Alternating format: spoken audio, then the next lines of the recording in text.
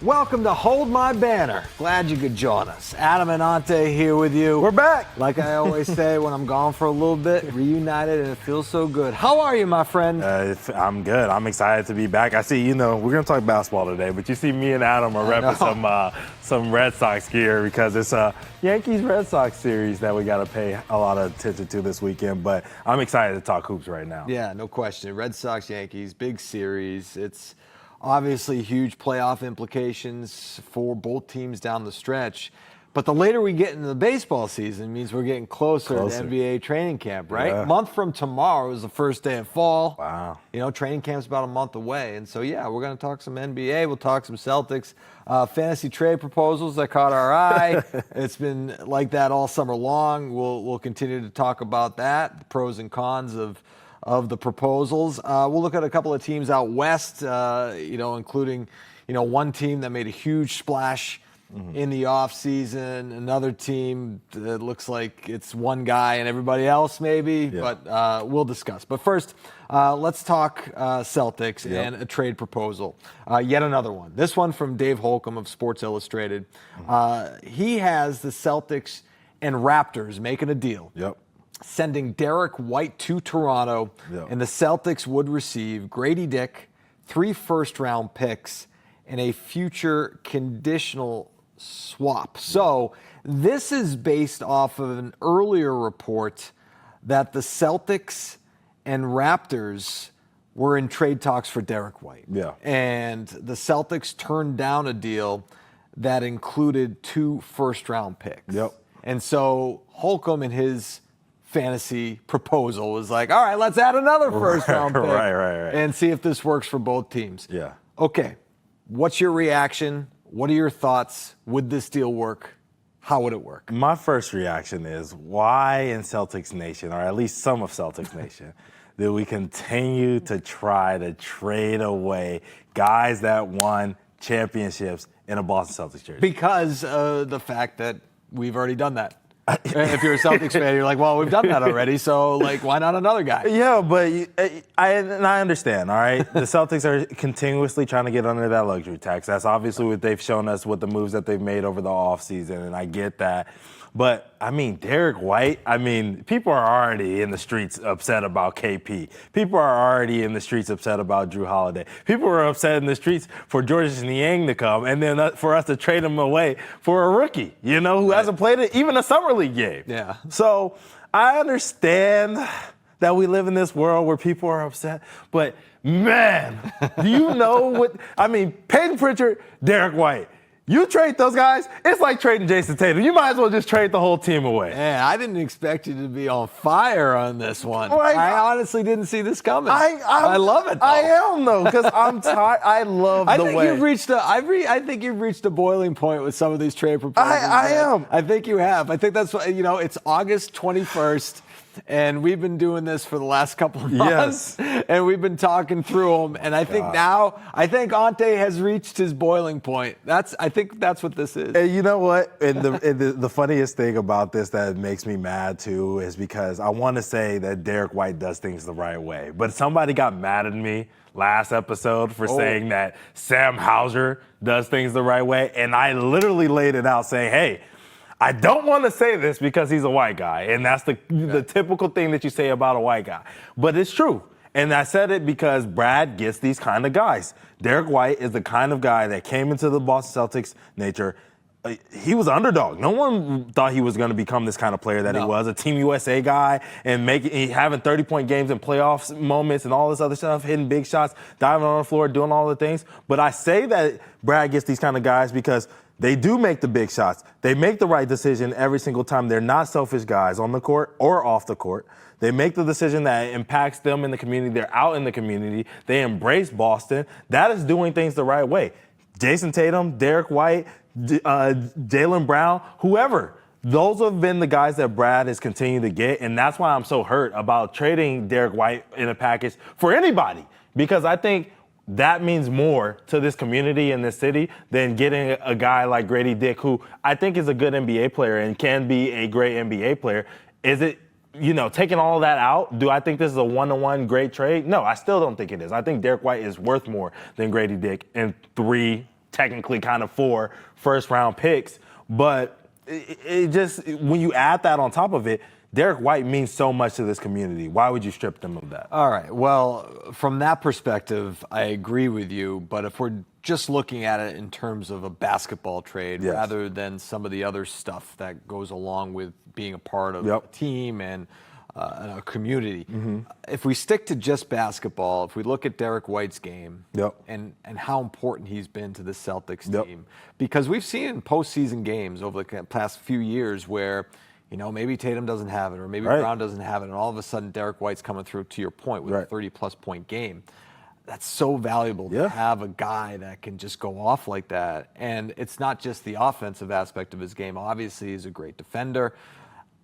I don't see this being a good deal for the Celtics for the present or for the future, really, because Derrick White is a part of your future. Yeah. He just signed that contract extension. It's a 4-year deal. It's going to take him through the 28-29 season. The Celtics are going to be back in the mix. And some could argue that they're in the mix this year, even without Jason Tatum in a weaker Eastern Conference. Jaylen Brown being the man. You have Derrick White, Peyton Pritchard, Sam Hauser. I mean, you just made a move to get Chris Boucher, who I think is a pretty good player, who fills a role, right? So I kind of like the Celtics team this year to compete for the playoffs. I understand ultimately it's all about winning championships in this town. I get that. Tatum's coming back. And if he doesn't come back at the end of next year, he's going to come back the following year.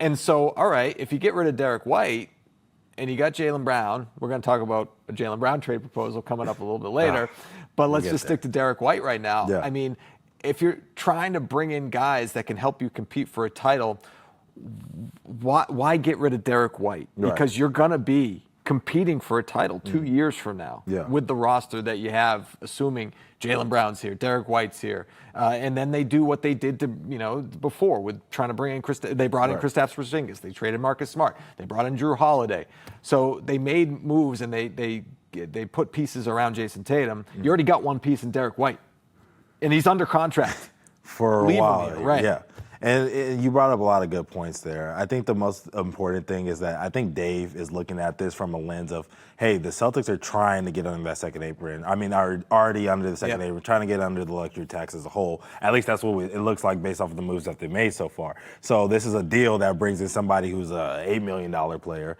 for a $30 million player, and then you get the picks.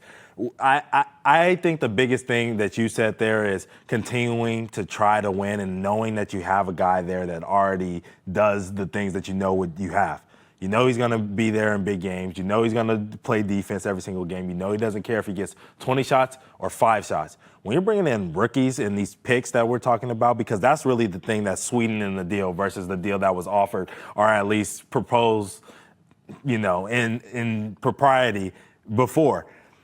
My thing is Derrick White worth taking a chance on 3 first-round picks when the Celtics have had a history of swing and miss with a lot of first-round picks? Are these first-round picks going to be good, high first-round picks? Yeah, because I don't trust the Raptors at all. They got a brand-new GM in there, so we don't even know what that's going to be like. But, I mean, besides the championship that they've won, their career has been kind of flunders. They've flundered having DeMar DeRozan, who was one of the best players in their, franchise's history. Same thing with Chris Bosh. Same thing with Vince Carter. They've had the stars, and every time they've had it, they've figured out a way to be a bad team. You know what I mean? Or at least not a championship-winning team like we have here in Boston. It was a one-and-done with Kawhi Leonard. That's all it was. Exactly. It was a Kawhi thing and not them. So, I trust that they're going to be bad and that these are going to be high picks. But we've seen the Aaron Nesmith who didn't work out here and had to go work out somewhere else. You know what I'm saying? We've seen when we were excited about Jared Sullinger's, that's going back. That's past Brad, but you know what I'm saying? But we've seen a lot of those lottery picks that everyone is excited about that we thought was going to be the guy or help be one of the guys, and they never panned out. You know what I mean? Even the guy that they took a swinger on who was supposed to be a good player with Romeo Langford. You know what I mean? And he was a talented player, but he just didn't fit in to what they were building with Jason Tatum and Jaylen Brown at the time. So they could get a guy that's talented, and it just doesn't work here in Boston. So they have to go with what they know, and when you have vets that have that humility, who are willing to take what they can and sacrifice to win championships, and they know that because they've been in the league, you got to keep a guy. You never know what you're going to get from draft picks, no matter how high they are, right? And that there's a proven track record of that. And again, the Celtics team is going to be in a position to compete for a title when Jason Tatum comes back. Yeah. You have Jaylen Brown. You got the 1-2 punch back. I know it'll take Tatum a little bit to get back to the guy that he was because of the injury. Yeah. But with that said, if you keep Derrick White, that's a known commodity. Yeah. That's a known commodity. You want to keep him in town. However, let's say, hypothetically, that yeah. Brad Stevens doesn't agree with us. Right. And he's like, you know what? Strike while the iron's hot. Yep. Derrick White's value is high. Yep. I like 3 first-round picks. I like the idea of it. Maybe I flip those first-round picks at some to bring in another Right. piece at some. Who Yep. knows what they're planning? 100%, right? could be. And then you get Gradey Dick as the guy that has decent numbers. To your point, 14 points a game. Yeah, it's whatever he can okay. Score, right? He's fine. How does that benefit the Raptors now? Yeah. Right. Let's look at the Raptors who get Derrick White, and you mentioned they can find a way to mess things up, but getting a guy and all the attributes that you just mentioned, Yeah. right, that make Derrick White a great person, a great teammate, a great player, joining Toronto with Brandon Ingram, Yep. right, and that's the big trade deadline acquisition last season. Yep. How does that make the Raptors better? Does that make them compete for a playoff spot? Well, it brings an adult in the room. They need that bad. I mean, because they have a lot of kids out there, you know what I mean? And the guys who have been in weird or bad situations, you bring up a Brandon Ingram, he was with the Pelicans. That was a bad situation. He was with the Lakers when they were terrible, you know what I mean? That was a weird situation. I wouldn't necessarily say bad. It was the Lakers. They won championships. I have to be respectful towards that. But, I mean, really, I really do want to say it was a pretty poor situation that Kobe Bryant left them in, you know what I mean, after taking all that money and retiring off into the sun, you know what I'm saying? So, the Lakers were not a great organization during that time. So, he's been in a lot of places that have taught you bad basketball and bad habits. So even when you look at a Scotty Barnes or an R.J. Barrett or Emmanuel Quickly, they've been in the Knicks, and Scotty Barnes has been Toronto his whole entire time, non-winning places, really, you know what I'm saying? So, and a lot of negative emotions going into that situation. So they need somebody who's coming in with energy, who's coming in, knows exactly who he is, know exactly what he's going to do on the NBA court, and know exactly how he's going to make his money. He's not guessing. It's not Emmanuel quickly shooting the shot from 40 feet, and you're like, hey, dude, that's not you. This is a guy who's going to come in and give you everything that we've been talking about. You're going to know what you're going to get with him. He's going to have his big nights. He's going to have his off nights. You know when he's going to take a shot. You know he's going to make a pass. It makes it so that the game flows easier for these young guys. It slows down the game for a young guy, a veteran presence who can calm them down in situations. And honestly, NBA basketball, these guys are all pros. It really comes down to the fourth quarter. If you have a guy like that who's clutch and who can say, hey, Rook, hey, young guy, slow it down. We're doing this. We're attacking this. We're looking for this. Mm-hmm. It can teach those guys a little bit faster versus going through the trial of fire. All right, so if the Raptors land Derrick White and the Celtics have what they have in Gradey Dick and then the 3 first-round picks, let's say, I don't think this is going to happen at all. No, but and I hope not. Just for the I'll jump through one of these windows out of this building, for man. fun. Just for fun. What does the Celtics starting lineup / backcourt look like now? I mean, yeah, I think you would obviously have to slide Simons into the starting. I don't know if you saw the news, but I guess Peyton Pritchard's supposed to be the starter or whatever. Which makes sense. Yes. Right? Even though I like him better as a 6-man for this team and this, right. Understandable. Yep. So I think you obviously at that point have to start that, and then you just have to lean into the identity of like, hey, we're offense right now. We're offense. We hung our hat on defense, and that was how we started the games and, started and finished games last year and the last couple of years.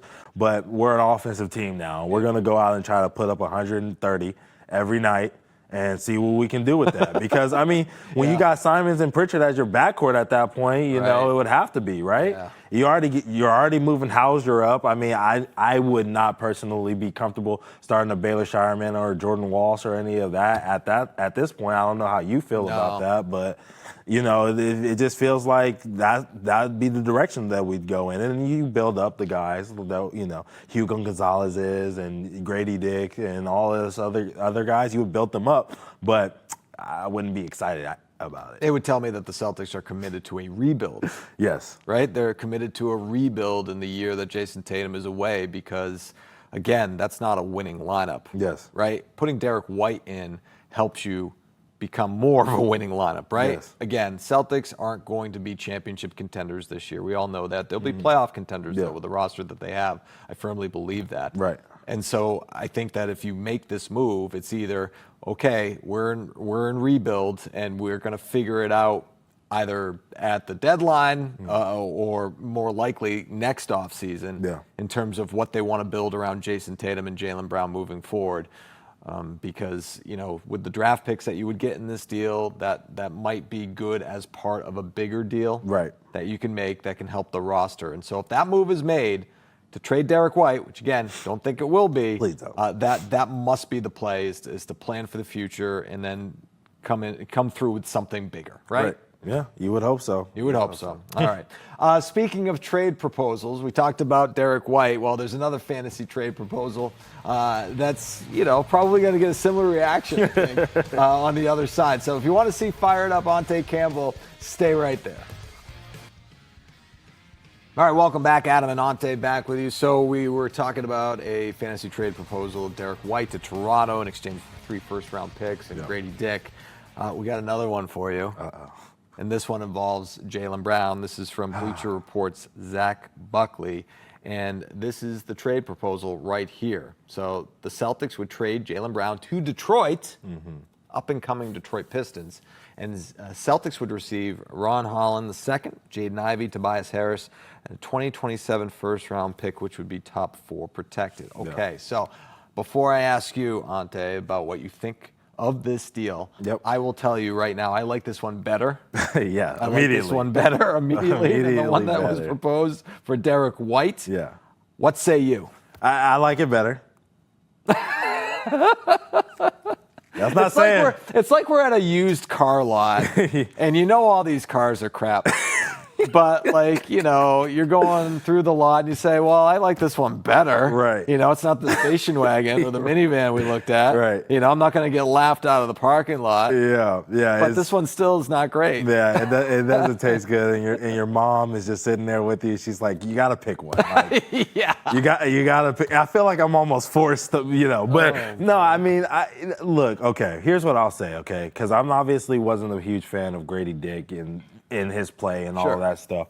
And I don't think his potential could get me to what a Derrick White has done. And I think that's an important piece when you're trading for a player. The player matters that you get back, But with this, I've been watching Ron Holland since this kid was in high school.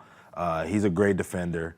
Elite molder. I think he is a guy who works on his game a lot. Not even think, I've seen it. He works on his game tremendously. He's trying to become a better shooter, whether he can do that or not. So young, man. Right. Right. And so, the potential there is high. This is a 5-star kid coming out of high school, he played at a high level and his pre-NBA level and everything like that. So I mean, this dude has always been a guy that was supposed to be a number 1 pick in this class, but it just didn't turn out that way because the skills didn't match the athleticism. And I think the skills are growing and going to get there. Jaden Ivey, I love. Yeah, he got hurt last year, right? Yeah. They missed him in the playoffs. And he was shooting the ball well last year when he was healthy, 40% from 3. Yeah. I mean, he's only gotten better and better and better every single year. When you have a mom who's played in the W, like having a professional parent always helps because they can teach you that, hey, man, I went through these same things. It's all right. You got to do this and this and that. That boat of confidence, hey, if my mom or my dad or whatever did it, I can do it as well. I love him as well. And then where the deal starts to fall off for me is, once again, this pick, 2027 Pistons pick, I think the Pistons are going to be great. Yeah. I don't want to be picking in the late 20s, or the early 20s, whatever. I don't want to be picking the 20s at all. And then Tobias Harris. Like, Tobias, man. I mean, there was a time where I wanted Tobias Harris on the Celtics. Man, there was a time. Those days maybe the first time he left the Pistons, right. Yeah. So, but now it's a 1 year, it would be a 1 year rental, right. You know what I'm saying? We'd be in the same boat that we're in with Simons, the same boat that we thought we were going to be in with Niang. Yep. This is not a guy that I want to add to this team, especially when I saw how Philly's fandom affected his play. Right. Detroit, everyone was like, yeah, he played good. It's just because he came in and he gave veteran presence, but the numbers did not match, those statements. So, in Boston, it's not gonna. He's not Drew Holiday. He's not a champion. So it's not gonna be the, hey man, you won. So when you shoot 1 for 9, we're gonna be willing and forgiving to you. We're gonna be like, you were the guy that we hated and he sucked. in Philly, and now you're here in Boston. We don't want you here. It's going to be the Niang treatment without the additives that they had, between him and Jaylen Brown and all that other stuff. But, yeah. I am with you. I wouldn't do this deal, Yeah. all right? But just to play devil's advocate, if the Celtics and Pistons were to do a deal like this or just like this, it's not bad. No. It's not bad, and I'm talking from the Celtics perspective. From the Pistons perspective, it's awesome. Yeah. Right? You get, Jaylen Brown to go alongside Cade Cunningham. Yes. In this Eastern Conference, you're taking off. Yes. Like, no question about that. And some of the other pieces that they have there as well. Right. But from the Celtics perspective, I like it because of the reasons you mentioned. I think that there's a much higher ceiling for Ron Holland. No question about that. Yeah. He's 20 years old. Yep. Just finished his rookie campaign. Got a little taste of the postseason, although he was a DMP, right? Yeah. But still got to be in that Got to be in environment, the environment right? and see it. You can't,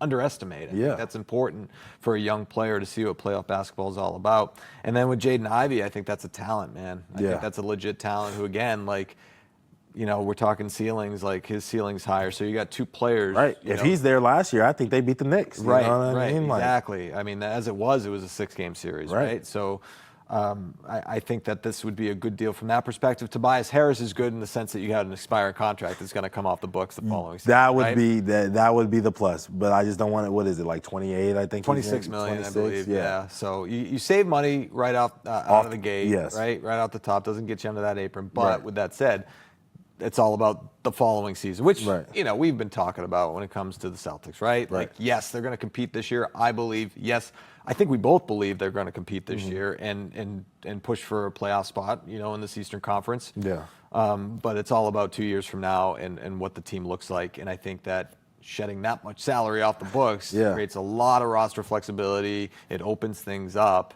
and so it would be good from that perspective. Yeah.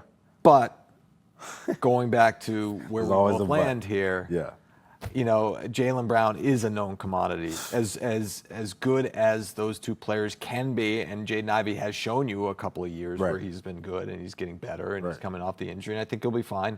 He's not going to get to the level of Jaylen Brown. Yeah. And Ron Holland, I don't know.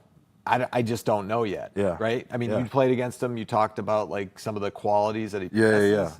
And I get that. But you just don't know. You just don't know. You just don't know, right? I mean, he's a year removed from getting drafted 5th overall, right? So with Jaylen Brown and Jason Tatum, you know what you're going to get. Right. You're going to get two guys that are going to get you to the promised land because they've already done that. Yeah, it's funny that you bring that up because I'm thinking about this trade as far as the depth.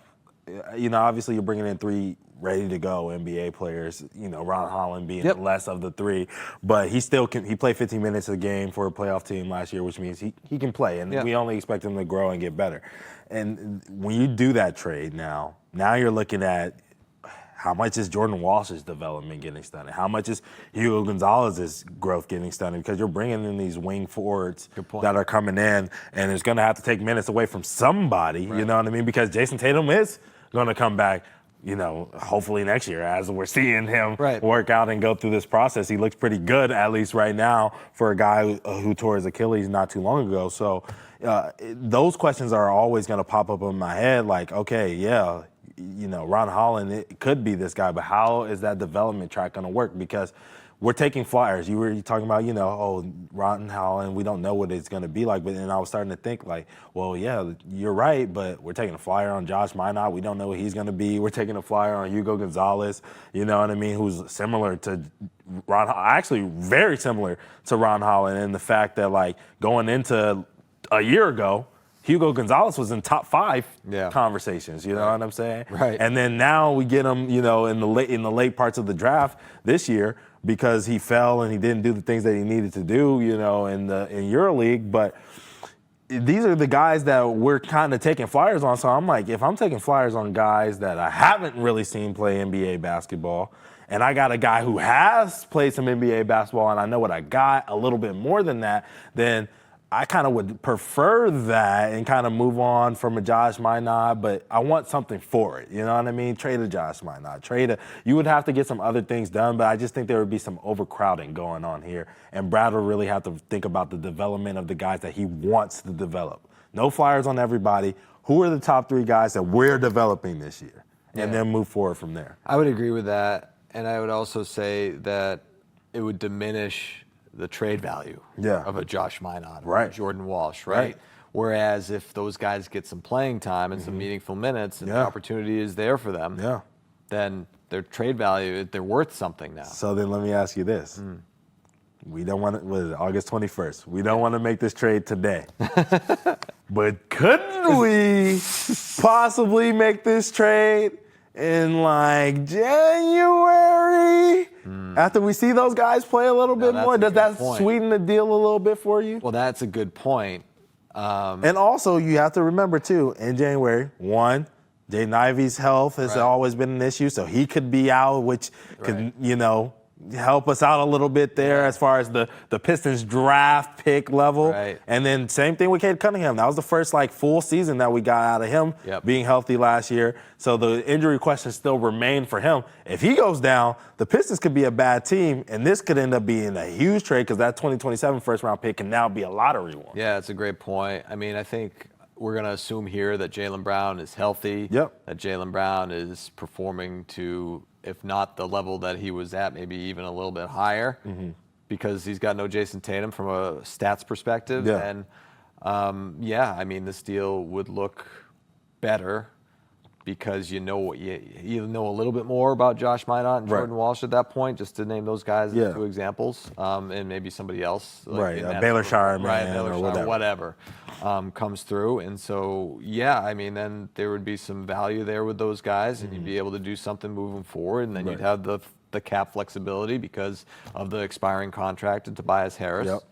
It would be more appealing, I think, at that point. Would I want to do it at that point? I don't think we want to do any of these. No, I don't think so. It would be. I think it would be more appealing at that point. As far as, and by the way, like I said, assuming Jaylen Brown was at the level he was or higher, I would want to keep Jaylen Brown more at that point. I think because I'm like, oh man, all right, he's the real deal. Well, I mean, we know he's the real deal. I'm not saying that. I'm just saying that that he's still playing at a high level, and when you get Tatum back, and if Tatum's not at 100% right away, Jaylen Brown can carry the load. Yeah, and their chemistry. I want to ask you this because it's been a week since Hold My Banner fans have seen us or whatever. Last episode was Travis and I. He graciously what did he say this time? He graciously stepped in, and he was talking about the fact that Jaylen Brown not winning, but could be a contender for MVP, like a top 5 guy when it's all said and done this season. How do you feel about that? Do you think he could take that kind of leap? Because if this team is a 4 or 5 seed, you know what I mean, it will be because a guy like him is doing, some increased things. We haven't seen him on his own since his rookie year, so we have to be fair to that. Do you think that is a possibility for Jaylen Brown this season? I mean, I think it could be a possibility. But how? Okay, put a percentage on it. How crazy, outlandish is that take that we could see Jaylen Brown as a top 5 MVP guy? All right. I don't. All right. So I guess I have with to a weakened Eastern Conference too. I have to establish a crazy meter, right? Yes. So I would say on a crazy meter, that's probably a 7. Okay. Out of 10. Yeah. Okay. 10 being the craziest. Yeah. One being. Yeah. Only because I mean. So you're just not a that It's not that big an of a Eastern believer. Conference MVP award. Yeah. No, but I think. Right. You know what I mean? The East being weaker. It's an NBA. Right. But it's an NBA MVP award, meaning that you could have 4 guys from the West who are better than anybody from the East next 100%. year. You know what I mean? 100%. So that's why you'd have to say, well, Jaylen Brown, could he be the best player in the Eastern Conference next year? Yeah. I mean, I just think maybe. Yeah. I mean, we don't know what's happening with Giannis. All right, we don't know what's happening with Giannis. Fair. Durant, Jokic. Yep. Doncic. Yep. Right. SGA. Yeah. Those are 4 guys right off the top of my head that I could see finishing above anybody in the Eastern Conference. 100%. Right. That's why I think the crazy meter's at 7 for me. And that's fair. Where do you land? I think I'm a big fan of Jaylen Brown and his worth ethic and all of those things. Sure. I think that he is ready to. You have to understand, the mentality of the NBA player going into the season is a huge like boost to what they're gonna be, right? If they're mad at their organization or something like that, like we seen James Harden come in with Thad and all this other stuff, like that can tank what you're gonna do going into the season. But when you coming in and you're motivated, I mean, you gotta be motivated. Everyone is online talking about Jaylen Brown ain't this, he's not that. Bob Cousy disrespected him and said he's not the level that Tatum is. And he's had to hear that for what, 11, 10 years now? Sure. How he's not Tatum and how he's not this and he's not that. Yeah. I mean, that has, like, I understand that as your teammate and you want to see him do well and all that other stuff. Right. But to be told that you're less than over and over and over and then be putting these stupid trades for freaking Pistons players who haven't proven themselves. No, you know what I mean? Yeah. Over and over and over again. And Nike's telling you you're not this. USA Basketball's telling you you're not this. You know what I'm saying? Yep. You win Finals MVP and everyone's still trying to tell you you're not whatever, right? That has to fuel you. And I think right now, you know, with everyone saying that he's not this and the Boston Celtics ain't that, is making him mad, and he's going to go off and try to show people that he can really play, that he's really a guy, a 1A, you know, and that he's doing the 1B thing because it's what's good for the team, and he wants to win, and that's a good thing about him. Yeah. But he's a 1A too.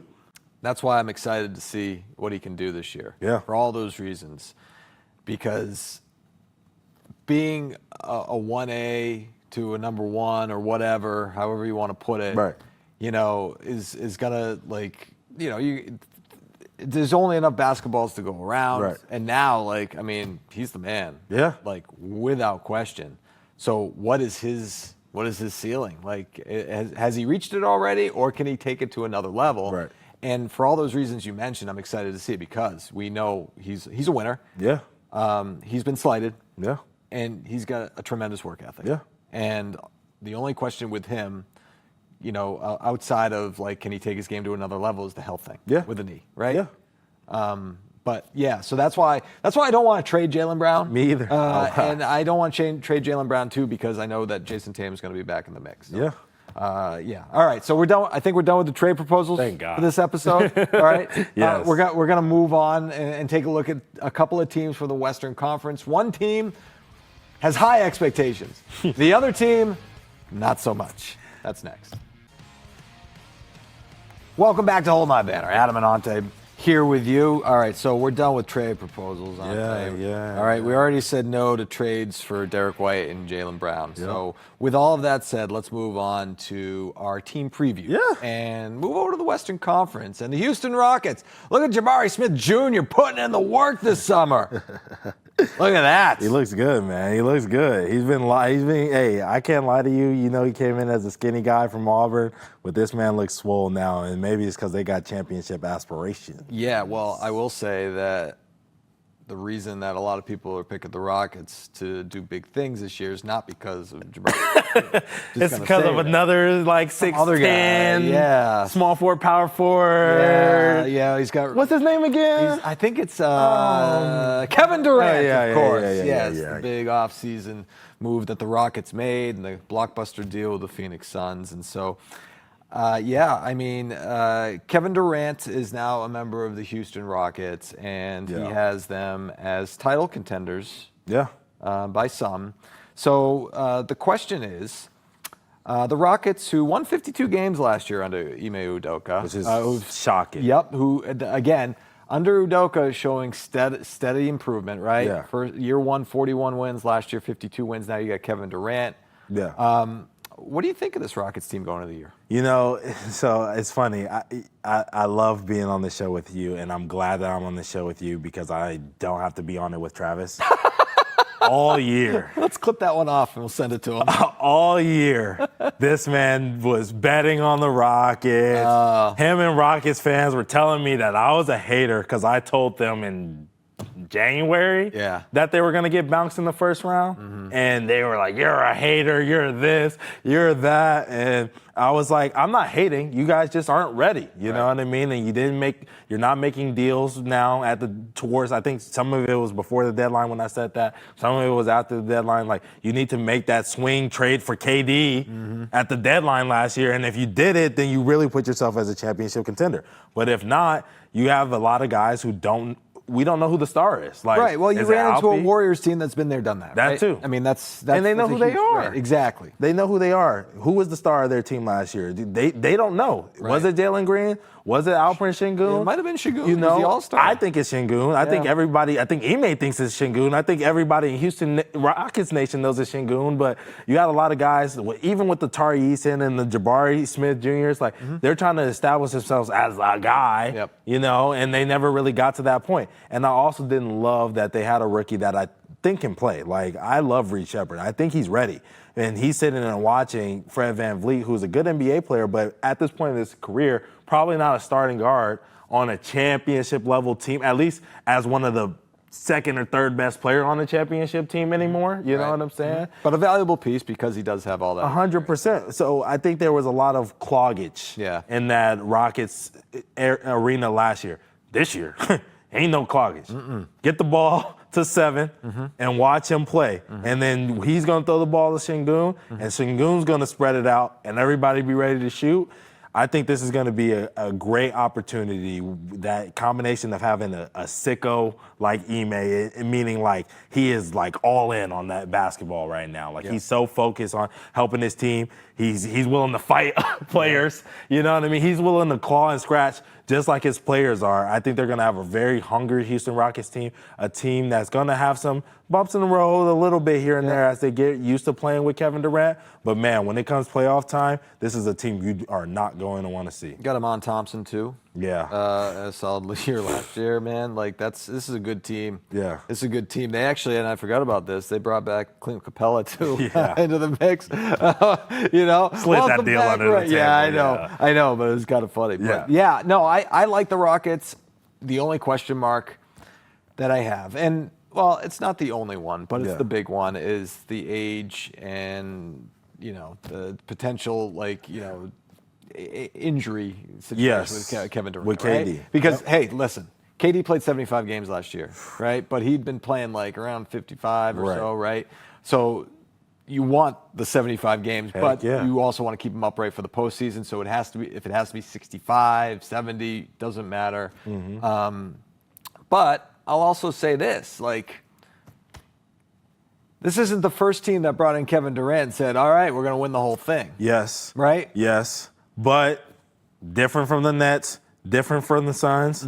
They weren't the second best team in the best conference in the NBA last year. No. You know what I'm saying? So, or the year prior to getting Kevin Durant. No, that's fair. So, you know, that's what I was going to say about the injuries and all this other stuff. I mean, man, this team did have some injury bug come through just a little bit towards January. Everyone does. You know, at some point in the season, you get a little lowly. But, I mean, you got horses, like you talked about. Like, you got guys that are the young guys that are willing to, you know, play and dive on the floor and block shots. He didn't have that in Phoenix. In Phoenix, he was the guy setting the tone. He didn't got to set the tone. Amen. Jabari, Alperen, even the guys that are coming off the bench when you got Josh Okogie, Dorian Finney-Smith, Tari Eason, like these are guys that are like chomping at the bit to guard dudes, to block shots, to, you know what I mean, to make plays. Like they're ready to play. They're active. These guys are young. They haven't had a lot of minutes on their own legs. So KD can kind of just sit back, kind of like how he did with the Warriors, and just let the game come to him a little bit and play, because this team already knows how to win basketball games without him. They just needed the extra scoring. Now they got it. I like the Rockets roster, and I think you're right. And I think the other difference, and I think you were alluding to this in your answer, was the fact that, like, he's got the young, hungry players. He doesn't have the Kyrie Irving, the James Harden, right, that he had in Brooklyn. Right, he doesn't have the Devin Bradley Booker, Beal, the Yusuf Nurkic, you know what I'm saying? Like he doesn't have to battle with guys who want the ball and want to get theirs, right? Like, of course, like everyone wants to get theirs. I get that, but like these are young, hungry players that are like, oh man, like we're now. The only thing is like, all right, don't defer to KD now, right? Like still be you, play your game, do what you do, but don't defer. And that's the thing that like can happen in Right. situations like this. Which is Bringing the big why stuff. I said they'll figure it out. There's Yeah. going to be some bumps. There's Yeah. going to be some times where it's like, he might have to do that thing like he did with Draymond. Like, hey, give me the ball in the fourth. Right. But otherwise, this team, it feels like a perfect match. It feels. Now, how do you think he'll mesh with Ime Udoka? So Ime Udoka obviously coached the Celtics. He had Tatum and Brown, but they were still younger players, right? I mean, this is a few years ago now. And then he had, this Rockets team last year. How do you think that he'll mesh with a guy like KD? Him and Ime, I think, are going to fit in just well because the thing about what I know from guys who played for Ime and, even some of the guys that I, know, because, I have some people over there. And Did Ime play with KD, by the way? That's a good question. In That's Oklahoma a good City? question. I just you thought have to that. look that up. Yeah. But what I know about Ime, he's a player coach. I mean, you know what I mean? Guys really like him because he can challenge them because he's been there. He's been in their shoes before, you know what I mean? Has he been a superstar like Kevin Durant? No. But, if he can, I think if he can coach a Tatum and Brown and coach that dynamic, which he did well here in Boston, I think he'll have no issues coaching up a Kevin Durant as well. No, they didn't play together. Okay. Not bad, yeah. No, that's all right. Yeah. But, I just think that Ime has that kind of identity where guys come in and they trust him because they know that he's willing to, fight and claw with you. Yeah. And in all honesty, too, Ime's partying with these dudes, too. You know what I mean? Just a little bit. You know what I'm saying? Not too I'm being hard. honest. Not too hard, man. He's with them. You know what I Yeah. mean? So when you feel like your coach is with you on all aspects and you can talk to him about whatever your real life stuff is going on and also the basketball stuff, that's when you always feel the most connected to a coach. Do they have to win? Do they have to get to the NBA Finals this year? For it to be a successful season, or is it a season where you give them a little bit of latitude because it's year one with KD? I give them latitude. I think they should be happy if they make it to the Western Conference Finals. The West is still stacked, man. Yes. Oklahoma City Thunder is still in the Western Conference. That's what I'm saying. They should be Ready to be ecstatic if they make it to the Western Conference Finals. Yep. Nuggets are going to be better. Clippers are going to be better. It's a failure. It's a bust if they obviously lose in the first round or worse, miss the playoffs. Yeah. If they get to the second round, you're a little bit like, Yeah. It might have to be like a 7-gamer. They run into OKC or the Nuggets, and you say, all right, you tip your hat to that. But, if they run in the second round and it's like it should be a win, I'm not saying which team I think it should be a win, but let's just throw it out there, like the Timberwolves. I think they should think that they're better than the Timberwolves. And I like the Timberwolves a lot. But if they lose the second round in the Timberwolves, they should feel like, we should have won that. See, I think that's it's a level-headed take. But I think that Houston fans are going to be in panic mode if they don't win a title this year because of KD's age. The window's closing. Yeah. There's not going to be an opportunity like this before. KD was actually healthy this year. What if he's not healthy next year? It could be an absolute disaster. Meanwhile, you're watching Jaylen Green do his thing and maybe that's going to be the reaction. Yes. I think that there are Houston fans that think that. Speaking of Jaylen Green and the Phoenix Suns, of course, that was the other part of the deal with the Rockets. Let's preview the Suns on the other side.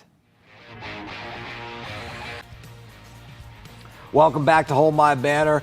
The next wave of Phoenix Suns basketball is here. Be a part of the action. Wasn't he a part of the previous wave too, Devin Booker? Isn't he been riding the wave for a long time? Yes. In Phoenix? Yes. The 36-win Phoenix Suns last year with Kevin Durant. Yeah. And now he's gone. We just talked about the excitement of Kevin Durant in Houston. Yeah. Now we get to talk about what's happening in Phoenix. Yeah. All right. So, look, and I'm not trying to diminish Jaylen Green as a player. He's a good player. Go ahead and diminish. All right. Fair enough. But it's not KD. And Phoenix Suns in this Western Conference, not very good. Yeah. So, what's Booker and Green? What's that going to look like?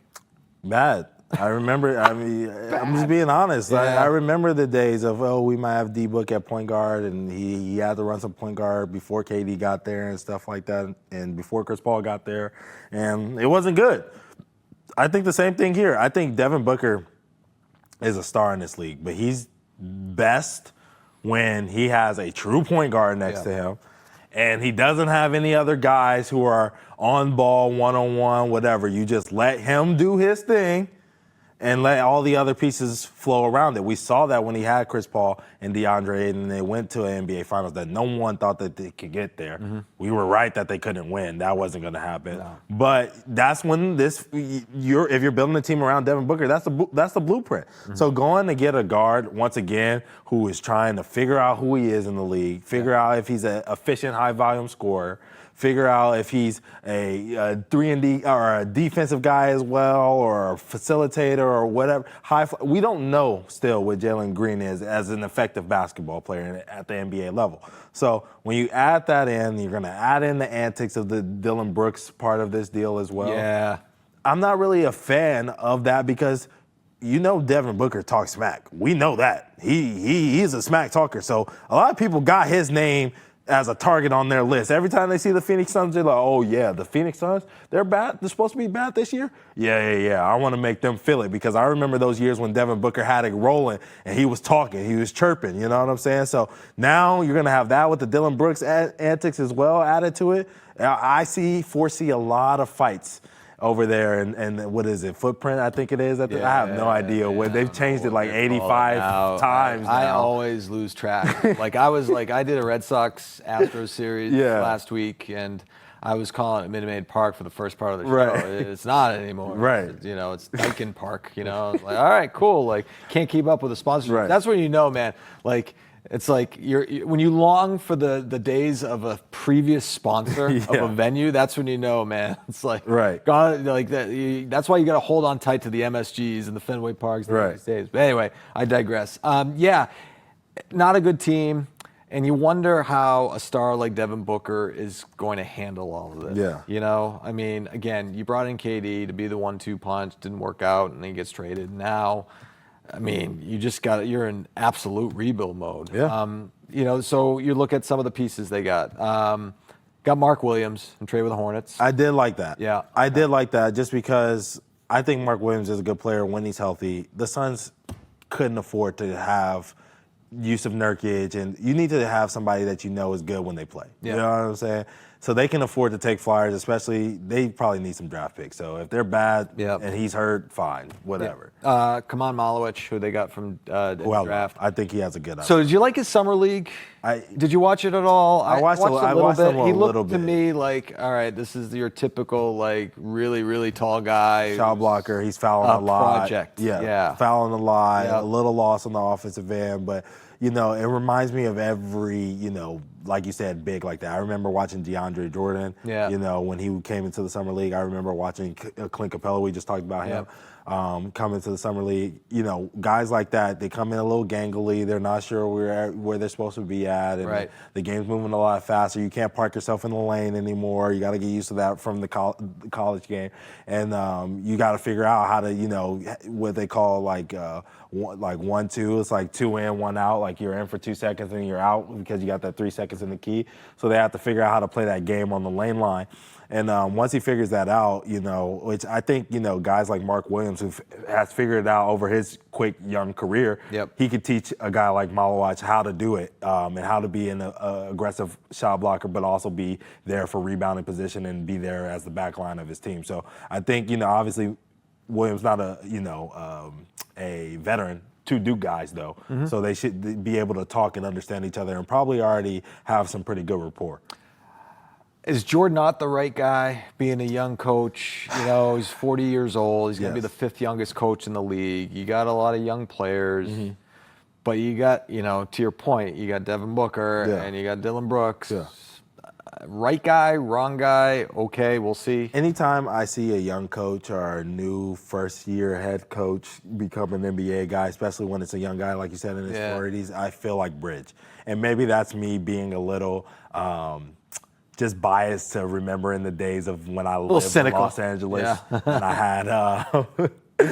had Oh man, why can't I think of his name right now? Oh, Walton. When I had Luke Oh, Walton. Luke Walton. Luke Walton as the head coach of the Lakers. Wow. With that young, as we talked about Brandon Ingram earlier, that young team with him and Lonzo Ball and Kyle Kuzma and Randall and all those young guys, right? Like it felt like he's gonna be here for a couple years, but it's bridge. He's here to develop, and then once he develops, like a guy or two that become better or star potential NBA players, we let them go and we get the veteran coach like Doc Rivers who's sitting at, whatever. Mm-hmm. And then I'm just using Doc Rivers as an example. I understand. But you go get that guy. We're gonna bring Mark Jackson back and he's gonna start coaching. You know what I mean? Jeff Van Gundy's gonna be the head coach now. Like it's one of those moves that I feel like is coming 2 or 3 years down the line. Yeah, I think the bottom line is that the Phoenix Suns are in rebuild mode and they are not a team to watch this year in any way, shape, or form. And especially in that Western Conference, man. Like, there's just too many other teams who you're going to be watching this year, and there's going to be a lot of intrigue at the top of the conference because of the fact that all of these teams, right? Whether it's Oklahoma City, whether it's the Houston Rockets, who we just talked about, the LA Clippers, even the Lakers, right? Obviously, they didn't have a great offseason, but they still have Luka Doncic, they still have LeBron James, your guy DeAndre Ayton. Well, yes. The Suns have a couple of Duke guys on this roster. Yeah. I was just looking at this roster and if you're a college basketball fan, this is a great roster for you to watch. You know what I mean? Right. You got a Grayson Allen, you got Nigel Hayes making a return. That's crazy. Then you got the Duke guys with Mark Williams and Kamal Malawach. Obviously Grayson Allen. Colin Gillespie, huge Villanova. You know what I'm saying? Right. So you get Jared Butler. Also, I can't even say that kid's last name. I'm not even going to try. I'm just not even going to stay away. Talking about Oso? Yeah. Oso. Yeah, they just call him Oso on the broadcast. Yeah, Oso. Yeah. Ryan Dunn, Virginia guy. You know what I mean? Marquette guy with Oso. So if you're a college basketball fan, there's some names that you remember that had some big tournament, implications in there. All right. Well, get your brackets ready then for the Phoenix Suns. All right, man. That was a lot of fun. Love being on the show with you. We'll do it again next week. All right, bud? Yeah, let's do it. All right. Adam Anante here with you, signing off on Hold My Band. Peace.